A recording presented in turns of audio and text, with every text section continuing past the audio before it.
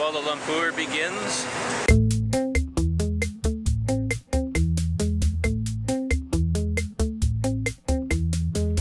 I'm gonna stay in my neighborhood today, I think.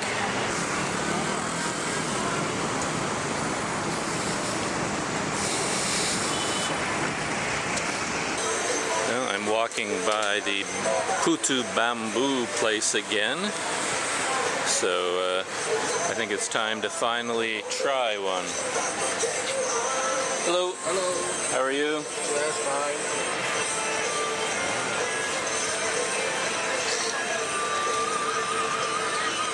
So this is it here? Yeah, this is already final product. Okay, cool. This one is meat. I'll try one? Yes, can. Do you need a plastic bag? No, if I can sit down here. Okay, so you just pick. Kind of a noisy location, as always. We've got a construction site right across the street. I haven't even had breakfast yet, so this is going to be my breakfast this morning.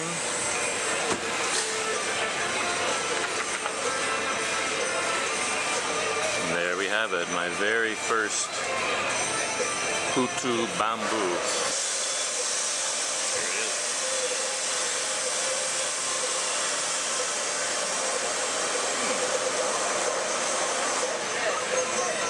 It's really good. I like that a lot. Suits my palate because it's kind of a sweet flavor and a really strong coconut.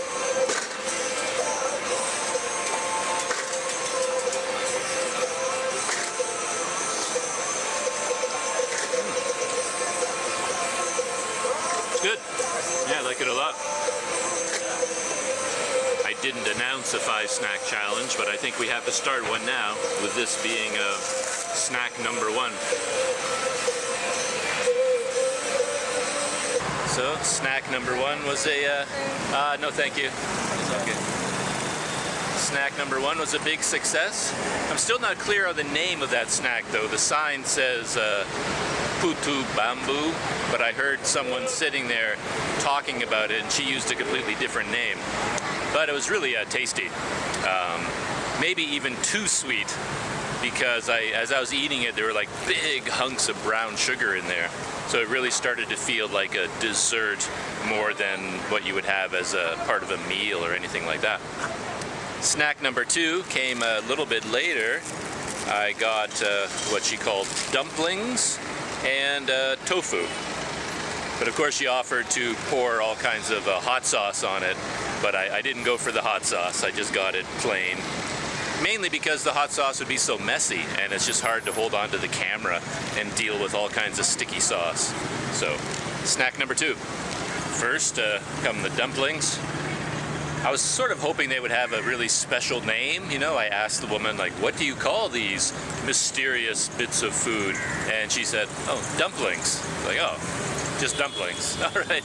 Not so exotic when you call them dumplings.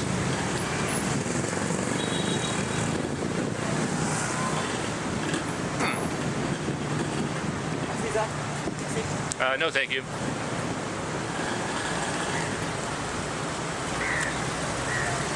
Fish.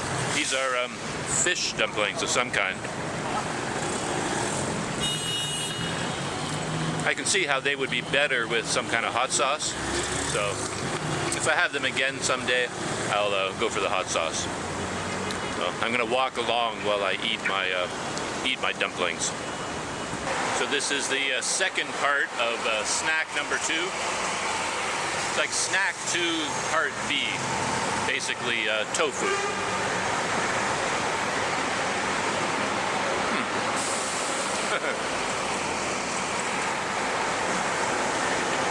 I think the woman who sold this to me must have laughed when I said no hot sauce, because, I mean, it's basically fried tofu, which doesn't have a lot of flavor. So if you don't add hot sauce, what are you buying it for? But for plain old me, plain old food like this is pretty good. I still like it.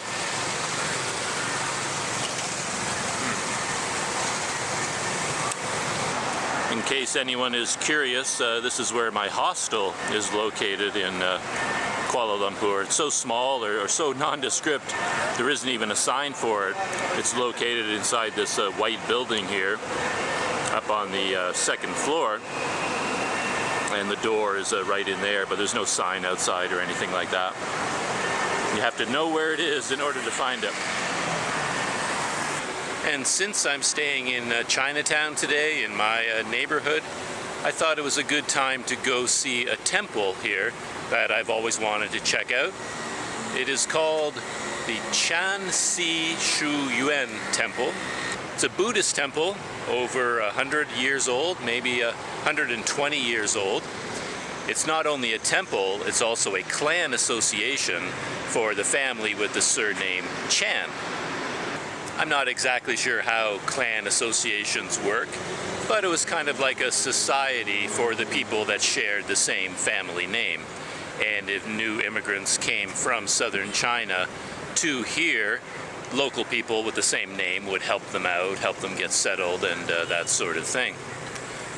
Seems like a good idea to me. I wish there was a clan association for the Nienhuis family. That would be nice.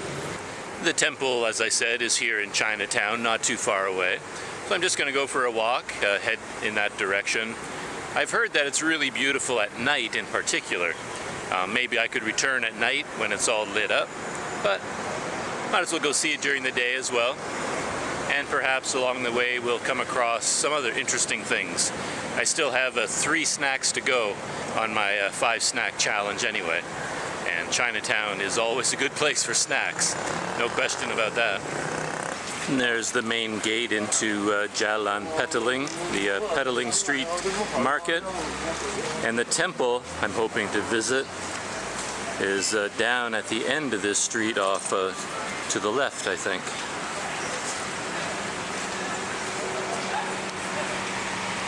I saw it a number of times. Every time I ride on the monorail, you can actually see the monorail track there. And from the window of the monorail, you can see the Shu Yuen Temple.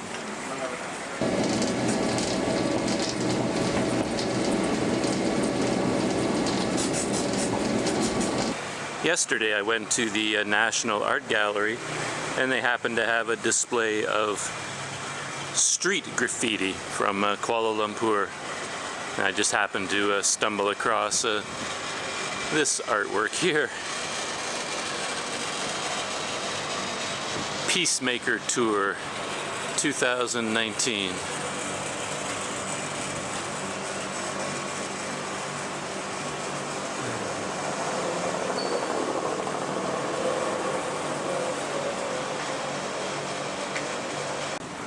I found some more graffiti artwork in the back alley here, and any Rick and Morty fan will recognize this guy. That's Mr. Meeseeks. And you often find interesting little shrines in the back alleys like this.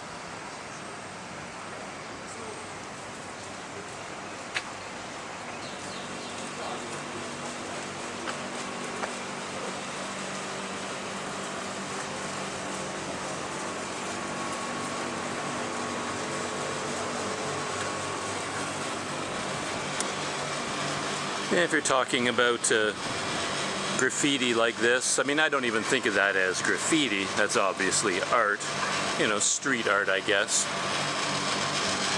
But I'm not very fond of this over here, you know, just the simple tagging. And I see a lot of tagging around Kuala Lumpur like this, a surprising amount.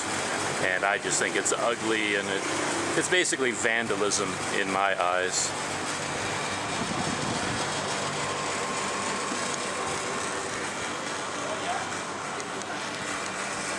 You know, like this here, you know, you've got some city utility boxes, and idiots come along and spray paint their names on it. And again, that, to me, that's just vandalism. It's not worthwhile at all, or admirable in any way. But I like this. I'm getting closer to the temple, but on the way, I found this parking lot with another quite interesting piece of street art there, and it's right beside the PNB 118 building, rising above it all.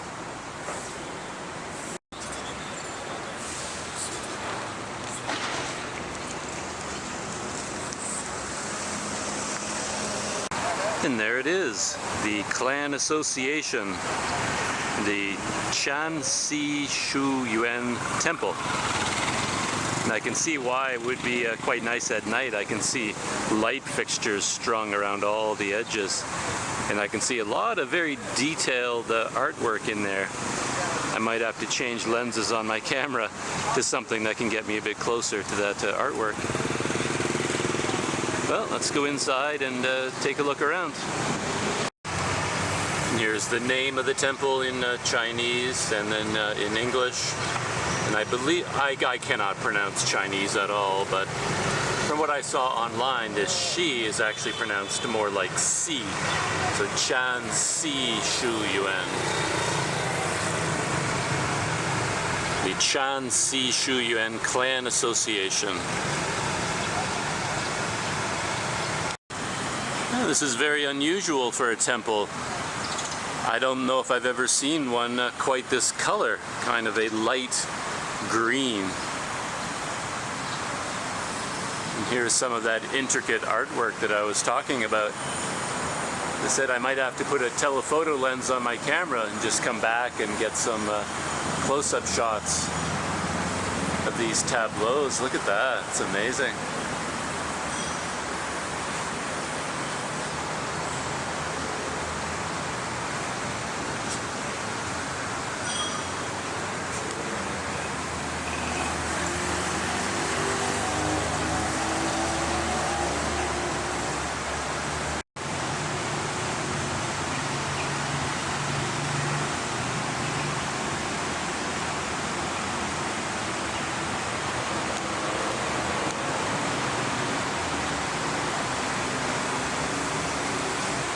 What do you think? Does something from this machine count for the 5-snack challenge?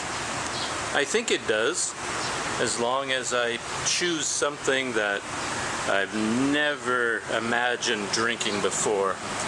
And I think I already see one. Seasons Water Chestnut. I'm thirsty. I need a snack. I have no idea what this could be, so this will be snack number 3.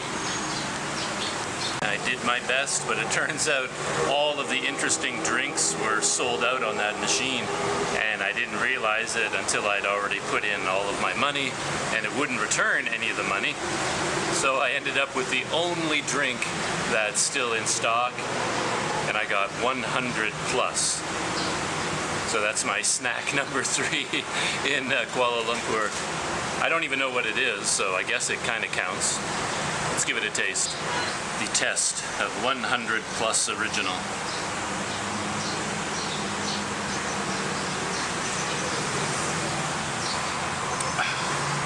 What can I say? It's a little bit like Sprite, I guess. Ginger ale, something like that. I have no idea what the actual flavor might be, but it's cold and it's bubbly and it's refreshing. I think I can be forgiven for not realizing that all these drinks were sold out. The thing is that every single one is sold out, so they all have the red sold out light lit up, except for these 4 coffee. And I think I saw the red lights, but since all of them had the red light on, I assumed it couldn't mean that they were sold out. Why would this entire machine be sold out? You know, wouldn't the guy who owns this want to make money? And he can't make any money if you can't buy anything here. Anyway, as it turned out, I got the very last 100 plus as well. It's now sold out as well. Time to go inside and see the inside of the temple.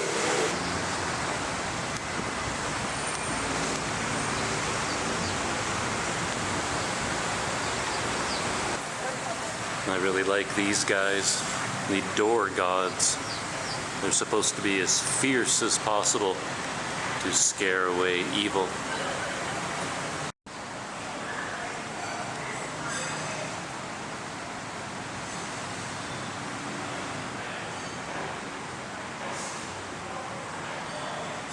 And apparently these are the four main founders of the temple, all from the Chan clan. And according to the biographies over here, most of them or all of them were tin miners back in the heyday of tin mining in the Kuala Lumpur area. And they became quite successful, and they donated money for the construction of this temple. They have an interesting little museum inside the temple that gives the history of the temple. On the wall here you can see a nice drawing of the general layout of the temple. And according to what I've read here, it was based on a famous temple in China, about 1/6 the size of the original.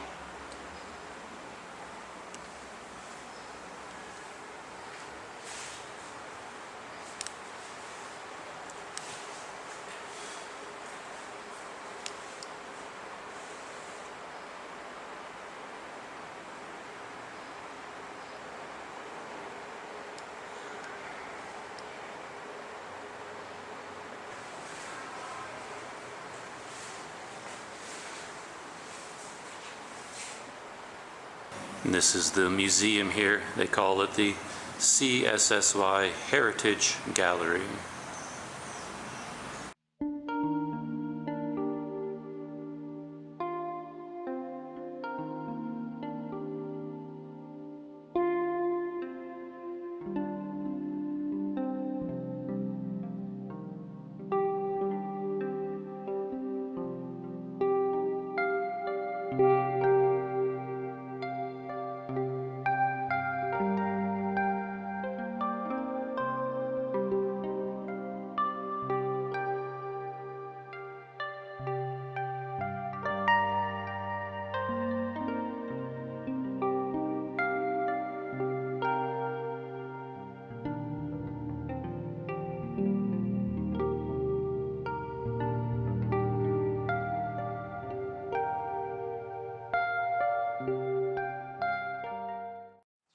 Finished my walk around the inside of the temple.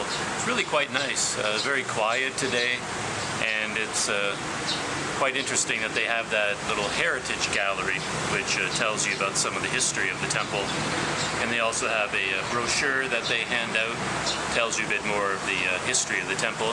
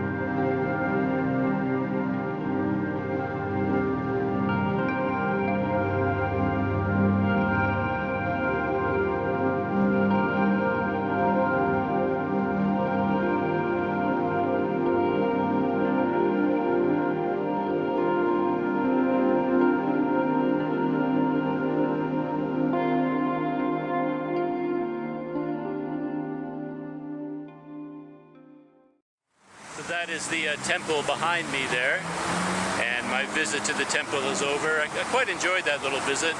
My favorite part were all the tableaus of the dozens of peasants and nobility and farmers and students, all the various characters along the ridges of the roof. And I guess they're up there to be entertainment for their ancestors in the afterlife. Basically it gives them something to watch in the afterlife.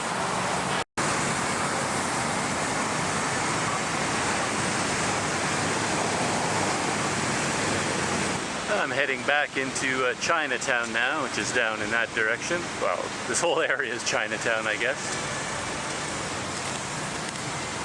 and I've only reached 3 snacks. So I have to stumble across 2 more snacks before I get back to my hostel. And I have to be careful so I don't get crushed by a bus or something. Well, snack number 4 has turned into a complete meal at a place called Noodle Cuisine. I just happened to be walking by and they had a menu outside that looked really good to me. And inside it's really nice too.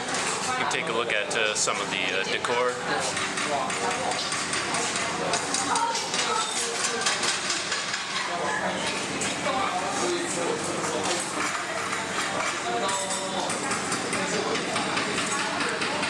This is the name of the place, Noodle Cuisine, and I ordered a simple lunch, a dumpling soup, and I had a choice of noodles. I could choose between mi hun or mi xian, and I went for the small noodles, the mi hun, and I ordered a milk tea with lots of ice, so I'm happy.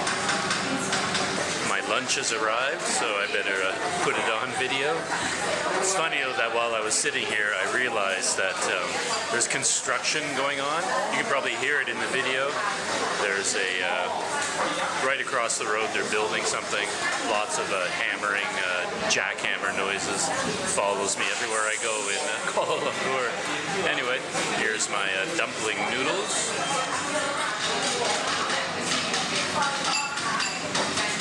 And it looks good to me. Let's see about the broth.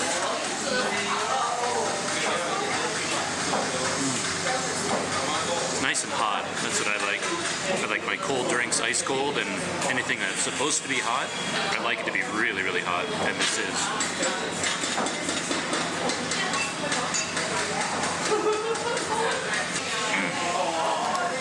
See if I can snag one of these dumplings.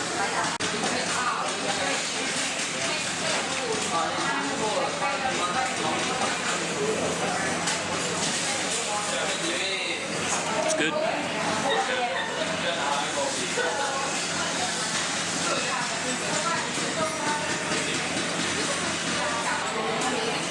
Noodles.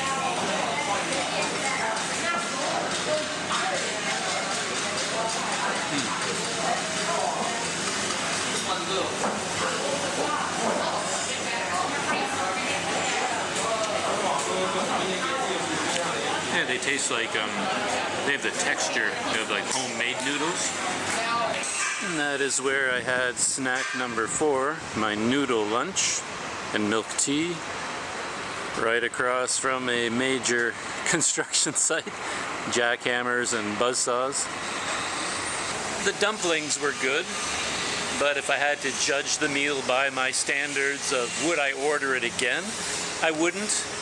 The noodles, mi hun noodles, they're actually, I don't know how to describe them, they're actually really dry. It was like I was chewing through sand or something.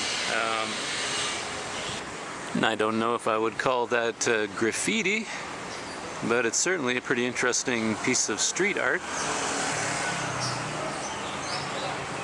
A bigger problem with my noodle lunch might have been that I just wasn't hungry enough, because it was a big bowl of noodles.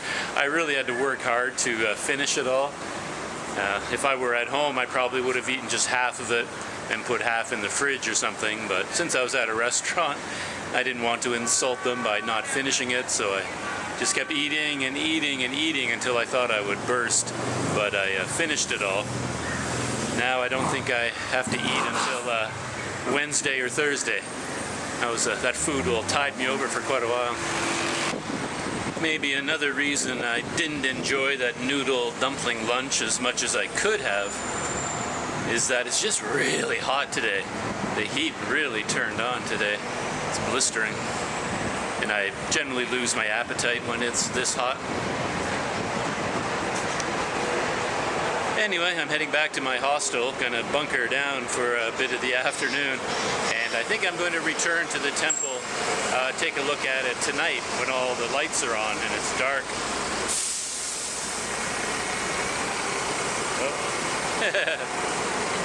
Trying to get across the street here, getting blocked in by buses.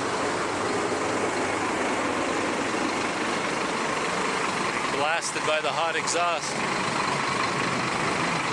For what I think is the very first time, I have my Olympus camera out shooting video at night in Kuala Lumpur. And that's because I'm heading back to the Shu Yuen temple because I wanted to see it at night with all the lights on. So, without further ado, let's head back to the temple. I'm back at the temple at night, and I can see it in front of me here. It looks beautiful, all lit up. I'll turn the camera around in a minute. It was an interesting walk getting here because the streets of Chinatown look a lot different at night, and this is the first time I've been out with the camera at night. This street in particular, Jalan Petaling, has a large number of homeless men. I saw them during the day in the back alleys, but now at night they're all on the main street, kind of sleeping along the sidewalk underneath the rooftops. And there's a couple of large packs of street dogs, all kind of gathered together and sleeping on the streets. So there's a whole different atmosphere out here tonight as opposed to during the day. Anyway, here is the temple, all lit up at night.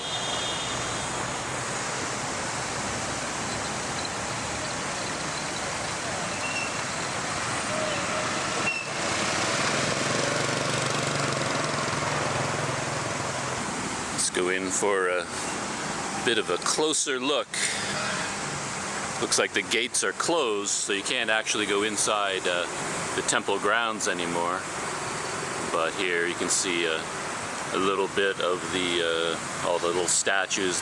Tableau, that's what I want to call it. I'm trying to think of the English word, what you would call this display of all these people. It's kind of a tableau, isn't it? I can't think of a better word. I didn't even notice this during the daytime. There's actually 3 levels at this end of the temple. There's this one here on the wall, and then one up above, and then there's another right up on the rooftop up there. That looks amazing.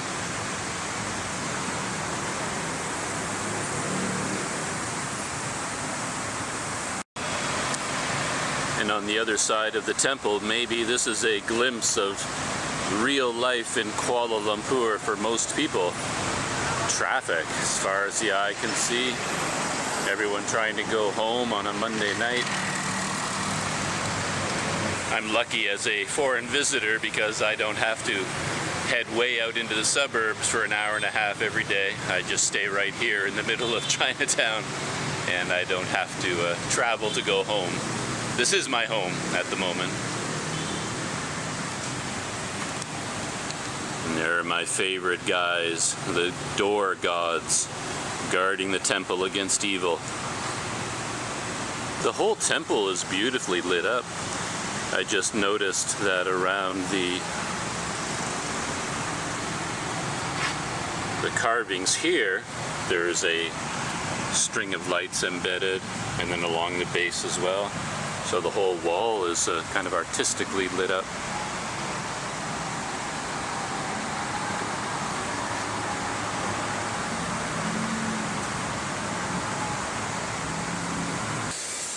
Here we are in a dark alley heading back to my hostel. Just coming back from the temple. Yeah, I was really glad I went there. It looks beautiful at night. Very, very different from the daytime. And with that final shot, that is the end of my day in Kuala Lumpur. And I hope you enjoyed the video and spending the day with me. And I'll see you, hopefully, in the next video. The bonus question for the last video was about the Malaysian national football team. I asked you, what year did the Malaysian national football team first qualify for the Olympic Games? Answer: they first qualified for the 1972 Olympic Games in Munich. On the way to qualifying, they defeated Japan, Taiwan, South Korea, and the Philippines. Bonus question for this video. In this video, I show a brief video clip featuring Mr. Meeseeks from the Rick and Morty TV show. In that same piece of street art, there are two more famous fictional characters. Who are they? Put your answer in the comments below. Answer at the end of the next video.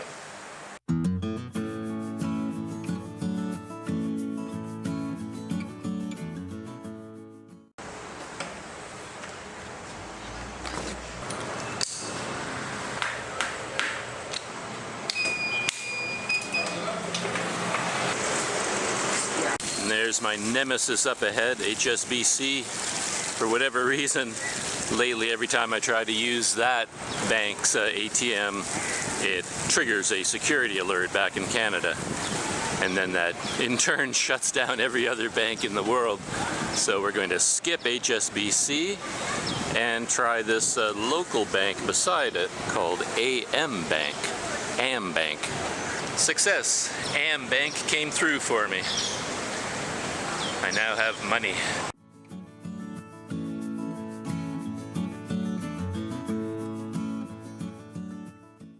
Travel tip 32. Eye masks are awesome. I know eye masks aren't for everyone. A lot of people can't sleep while they're wearing them, but I find it to be indispensable. That's because I'm a very light sleeper. I have a lot of trouble falling asleep, especially when there's a lot of light. So I use an eye mask all the time in airports, bus stations, even in hotel rooms when a lot of light comes in through the windows, or I need to sleep during the daytime. If you have trouble sleeping with them on, I recommend just trying it a few times. Eventually I think you'll get used to them and you'll be able to sleep while wearing them. And if you can, it can make your life on the road a lot easier.